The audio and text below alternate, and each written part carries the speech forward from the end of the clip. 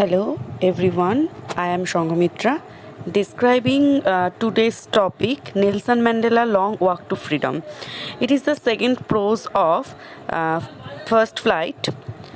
It is an autobiographical story of Nelson Mandela. So now you will know what is autobiography. Autobiography is the life story of a person written by the person himself.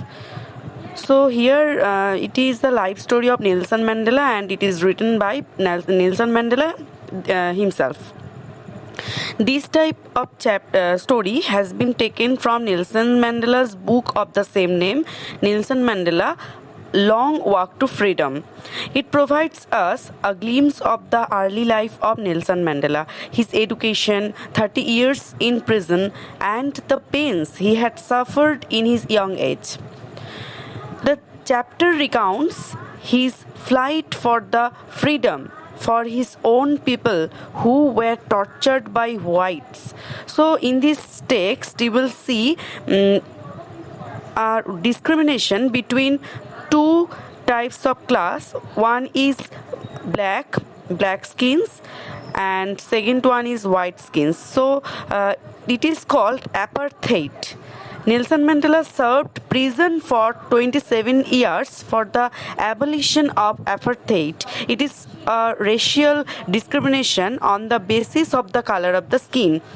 So two types of skin colored are here. One is white and second one is black. So black type of skins, all the persons were too much tortured by the white skin colored. That's why he came to be known as the father of the nation in South Africa. And you will see in this text, he became the first black president of South Africa. And for that, he served prison for 27 years. Here in this chapter, Mandela gives two contradictory pictures of his own country, in which the blacks were tortured and suffered quietly, and secondly, the blacks will be free to live the life of their own. Now let's see about the characters. How many characters are in this text? First one, the main protagonist is the Nelson Mandela, who became first black president of South Africa. I have said who fought for the equal rights of the black. He suffered a lot of pain for the freedom. Next character is Jinani, who was the daughter of Nelson Mandela, who accompanied Mandela in his inauguration day. She became very much close to him. Next one is Thabo Mbeki, first deputy president of South Africa, who was very close to Mandela. And last character was Mr.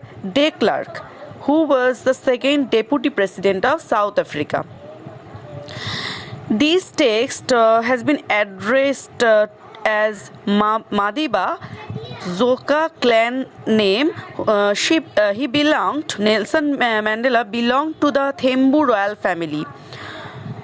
He became the first president of South Africa. Now see what happened in this text. It is the 10th May, which dawned bright and clear. Nelson Mandela swears in as the first black president of South Africa on 10th May 1994. At the time of his swearing, two national anthems were sung. He wished that freedom in Africa should reign. The swearing-in ceremony took place in the lovely sandstone amphitheater in Pretoria. He addressed the rainbow gathering with a jest, telling that never, never and never again should it be that beautiful land would experience the oppression of one by another. He wished that freedom in Africa should reign. The army officials who could have caught and put him in jail before were saluting him to pay respect to the newly born democracy. The two national anthems were sung at the time of his swearing-in ceremony. He recalls back the history and pays homage to the national martyrs who sacrificed their lives for the sake of their motherland. He tells about the martyrs were the men of extraordinary courage and wisdom and generosity.